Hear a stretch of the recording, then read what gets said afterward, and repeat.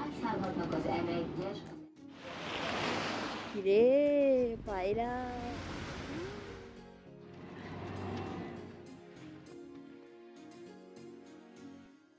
নমস্কার সকলকে। আমার পেজের আরেকটি নতুন ভিডিওতে আপনাদের সকলকে অনেক অনেক স্বাগত। আমি প্রিয়াঙ্কি চলে এলাম আমার জীবনের আরেকটি নতুন দিনের অভিজ্ঞতার গল্প আপনাদের সাথে ভাগ করে নিতে। আজকে আমি যেই ব্লগটা পোস্ট করছি সেটা 22শে নভেম্বর 2024-এর ব্লগ। মাঝের সময়টা ক্রিসমাস নিয়ে এত ব্যস্ততা গেল যে সে কি আর বলবো। তবে দেরি হলেও এই ব্লগটি আমাদের কাছে ভীষণ স্পেশাল, তাই ব্লগটা শেয়ার করেই ফেললাম। ওয়েদার রিপোর্টে 22 তারিখে স্নোফল হবে দেখাচ্ছিল, যদিও সেটা আধা রাত থেকে হওয়ার কথা। তবে সেই সকালে নীল ঝকঝকে আকাশ দেখে মনটা বেশ খারাপই হয়েছিল। তবে এখানে প্রতিটা ঘন্টায় ঘন্টায় আবহাওয়ার রূপ পরিবর্তন হয়ে থাকে, তাই স্নোফল হবে সেই আশাটা নিয়েই সারাদিন কাটাবো। আর গাছগুলিকে যতটা সম্ভব ঢেকে রাখার চেষ্টা করলাম, জানি না কতটা কি হবে। রোদ ঝলমলে দিন যতই পছন্দ হয়ে থাকুক না কেন, স্নোফলটা সারা বছরে মাত্র হাতে গোনা কয়েকবারই পাই, তাই তার দিকে একটু বেশি আকর্ষণ আমার। অবশেষে রাত 2:30 নাগাদ বুদাপেস্টে এই সিজনের প্রথম স্নোফল আরম্ভ হলো। একেবারে শুরুর থেকে দেখব বলে আজকে প্রায় সারা রাত আমরা জেগেই রয়েছি।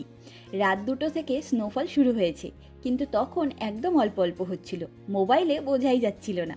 তবে এখন একটু একটু করে স্নোফলের গতি বাড়তে আরম্ভ করেছে, তাই রেকর্ড করলাম।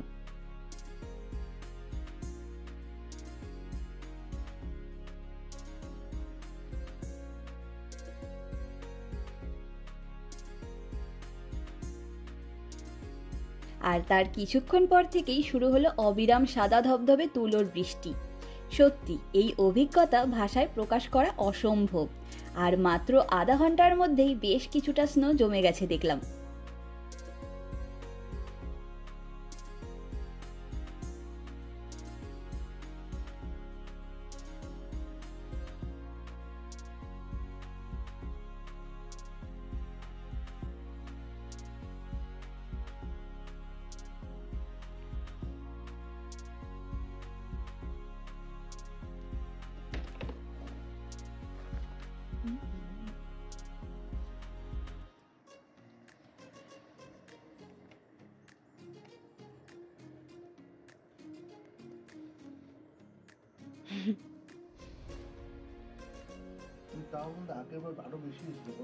আগেরবার সারা রাত্রি হয়েছিল না, ওর জন্য।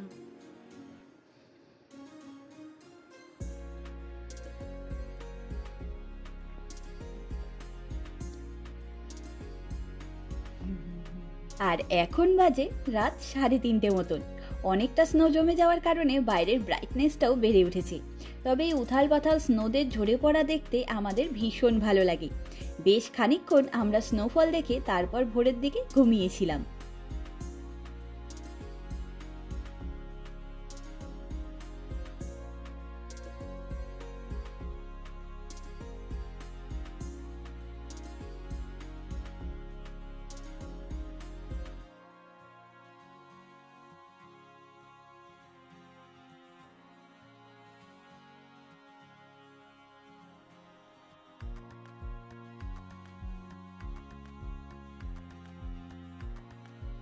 আর এখন সকাল 7টা মতন বাজে, কিন্তু শীতের সময়টা সানরাইজ হয় 7:30 নাগাদ, তাই বাইরেটা এখনো অনেকটাই অন্ধকার।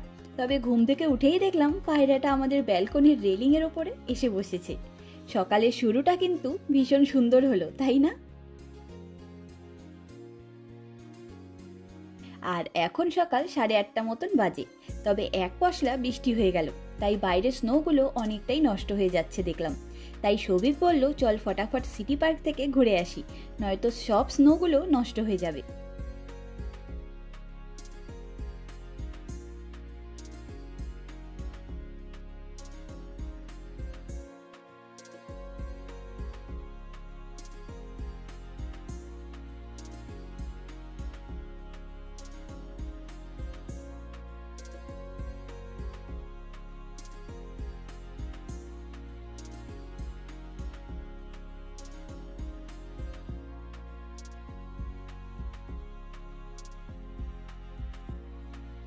যেমনই বলা তেমনই কাজ। আমরা ফটাফট রেডি হয়ে বেরিয়ে পড়লাম সিটি পার্ক যাব বলে। ওখানে জায়গাটা অনেকটাই বড়, তাই আনটাচ স্নোগুলো পাবো। বাইরেটা দেখেছেন, একেবারে কাদা কাদা হয়ে গেছে। আমাদের পাড়াতে এতগুলো অফিস রয়েছে, তাই ভোরবেলা থেকে এখানে লোকেদের যাতায়াত শুরু হয়ে যায়। সকাল সকাল রাস্তা বরাবর কিছুটা জায়গা ক্লিনও করে দিয়েছে, আর বরফগুলিও গলে একেবারে জল জল হয়ে গেছে। তবে পায়রাগুলিকে দেখুন, টুকটুক করে এই ঠান্ডার মধ্যে ঘুরে বেড়াচ্ছে।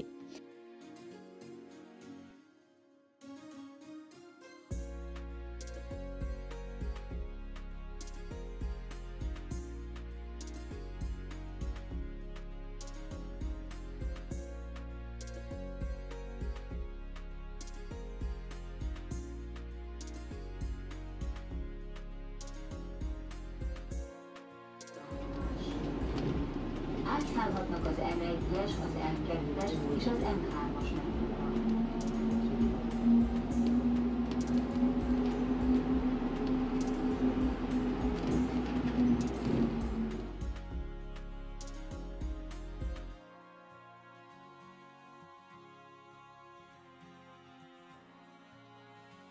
আর আজকে রাস্তায় বেরোনো সব গাড়িগুলিকে দেখে আমরা বুঝতে পারছি কোন গাড়ি গ্যারেজের ভেতরে থাকে আর কোন গাড়িগুলি রাস্তায় পার্ক করা থাকে। রাস্তায় পার্ক করা সব গাড়িগুলির ওপরে মোটা লেয়ার করে বরফ জমে রয়েছে।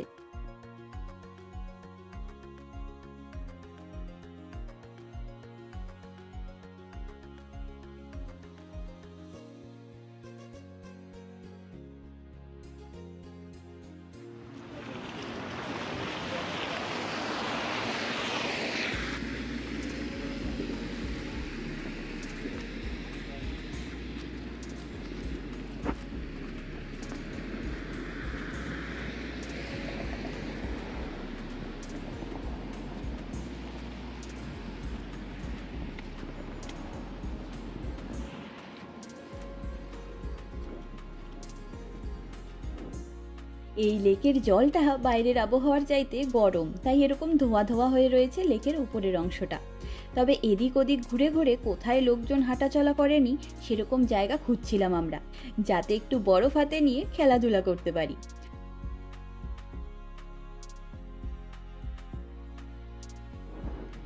হলুদ গাছটার নিচে না ভালো লাগছে।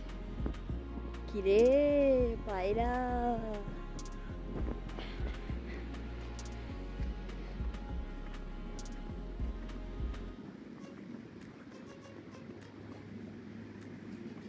এটা কালারফুল লাইটগুলোর জন্য বেশি ভালো লাগছে।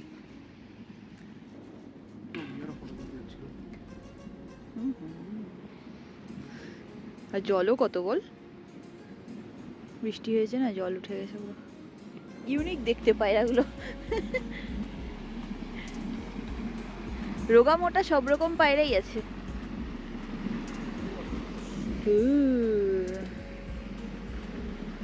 পার্কের সামনে ভালো লাগছে দেখতে।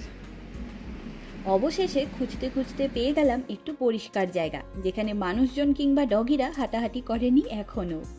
তখনও সব গাছের পাতাগুলি সম্পূর্ণভাবে ঝরে পড়তে পারেনি, তাই চারিদিকটা বেশ সুন্দর লাগছিল। সিটি পার্কে আসার এটাই একটা মজা। এত বড় জায়গা নিয়ে এই পার্কটি রয়েছে, তাই কোথাও না কোথাও আমরা একটু পরিষ্কার বরফের দেখা পেয়েই গেলাম। এবারে কয়েকটা রিল বানিয়ে ফেলি চলুন।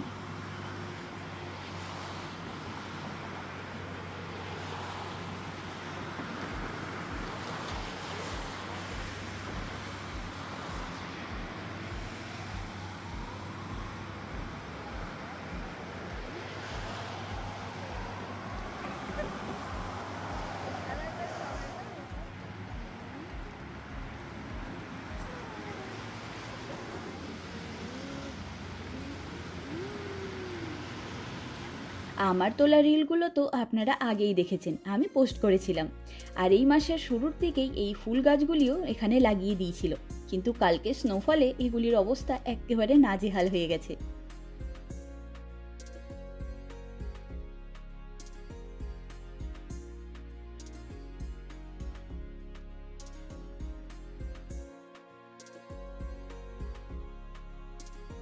আর এই ঝাউ গাছের মধ্যে লাল টুকটুকে ফলগুলিকে দেখুন শুধু, কি অসাধারণ লাগছে দেখতে, তাই না? ডিসেম্বর মাস থেকে শুধুমাত্র এই ঝাউ পাইন জাতীয় সব গাছগুলিতেই পাতা আর ফল থাকে, বাকি সব গাছের পাতা ফুল ফল সবই ঝরে যায়। সিটি পার্কে অবস্থিত ভাইদা হুনিয়াত ক্যাসেলের মধ্যে স্নো পড়ে থাকার দৃশ্য আমাদের ভীষণ প্রিয়। আগের বছর আমরা এখানে এসেছিলাম, তবে তখন আরও অনেক বেশি স্নো জমেছিল। এখানে পুচকে পুচকে কিছু স্নোম্যানেরও দেখা পেলাম, হেভি কিউট দেখতে।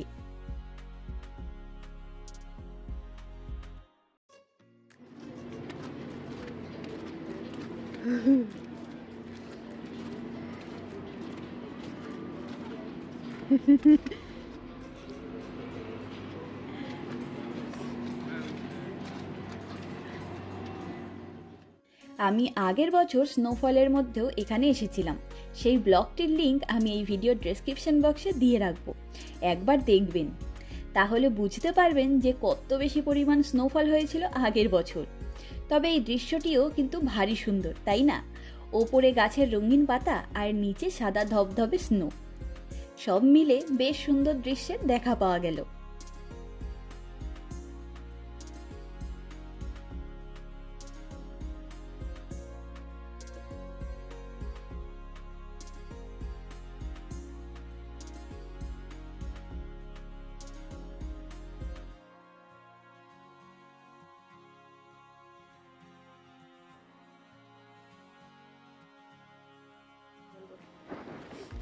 স্নোফল পেলাম একটু, এই বিশাল ব্যাপার। হুমা কত বড় বানিয়েছে দেখ ওরা সবাই মিলে, কিউট। এই দেখবো ওই বেরিটা,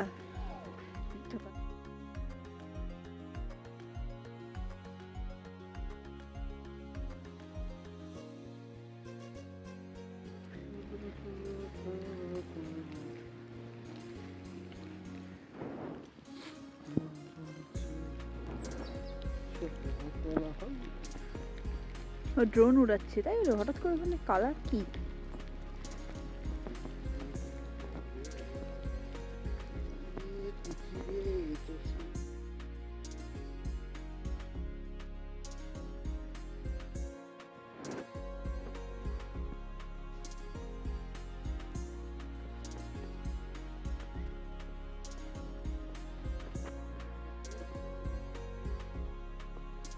কি করছিলি?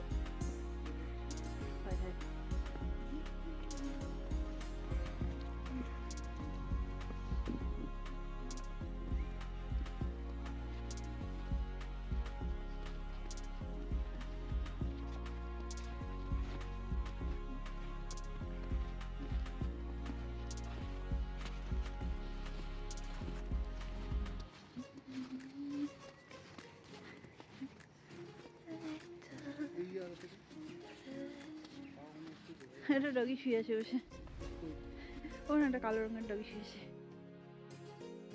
সকাল সকাল এই সিটি পার্কে এসে বেশ আনন্দ পেলাম। পাখিদের কলরব, ডগিদের দৌড়ে বেড়ানো, বাচ্চাদের খিলখিল করে হাসি মুখে খেলে বেড়ানো দেখে আমাদেরও ভারী সুন্দর লাগলো। স্নোফল হলে আমরা বেশিরভাগ সময়টা চেষ্টা করি বাইরে বেরিয়ে শহরের নানা জায়গার সৌন্দর্য উপভোগ করতে। বেশ নতুন নতুন অভিজ্ঞতা এবং দৃশ্যের দেখা পাওয়া যায়।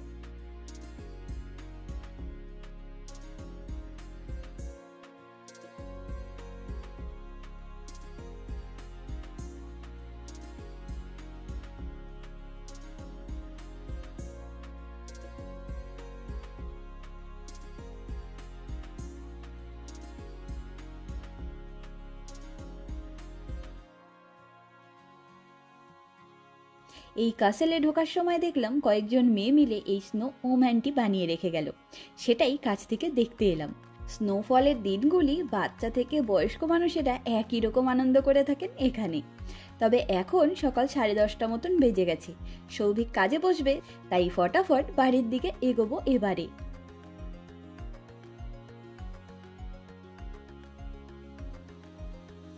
বাড়িতে এসে দেখলাম ব্যালকনির স্নোগুলো প্রায় অনেকটাই গলে গেছে, তবে আশেপাশে যতটা জায়গা দেখা যায় তার সব বাড়ি ঘরগুলির ছাদের ওপরগুলি সাদা হয়ে রয়েছে, দারুণ লাগছে দেখতে।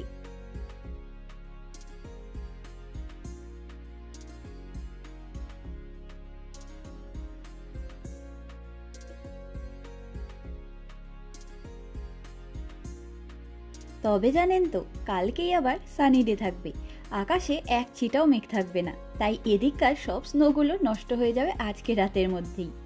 আর সামনের বুদা হিল এরিয়ার সব পাহাড়গুলিকে দেখুন, শুধু সম্পূর্ণটা সাদা হয়ে রয়েছে। ওদিকটায় যেহেতু ঠান্ডা একটু বেশিই থাকে, তাই ওদিকটায় কালকেও স্নো জমে থাকবে মনে হচ্ছে। দেখা যাক কি হয়।